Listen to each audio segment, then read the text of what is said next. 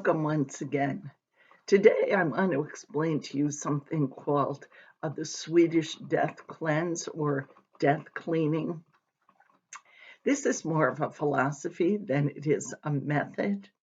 It's based on the idea that as we get older, we realize more clearly that our life is not going to last forever. And we look around and see all of the things that we've accumulated during our lifetime.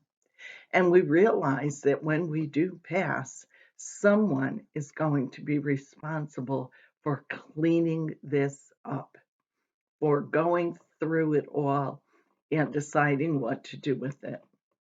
And if we're thinking people, we usually come to the conclusion that it's a big job and it's not really fair for the person left behind.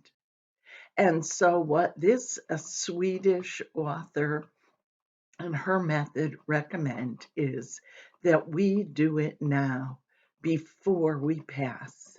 We do the cleanup so we're not leaving someone else responsible for our things. So we decide if we have something that we want a particular person to receive, we give it to them now. The things that are worthless and need to go to be recycled or given to perhaps a charity shop or some other place that maybe somebody else can use them, we take care of that now. So we only leave a reasonable, minimal amount of work for the person to do when we're gone.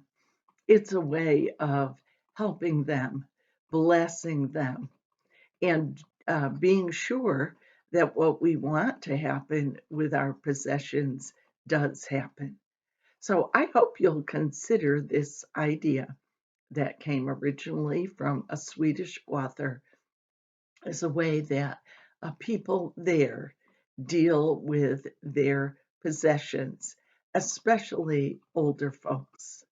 But people who use this method recommend that you use it throughout your lifetime. Keep your possessions at a reasonable amount so that at the end of life, you don't have a big project to do either. I hope, whether you're young or old, that you'll consider this philosophy of possessions and see how perhaps it can make your life and somebody else's life simpler. Have a great day, and I hope to see you again soon.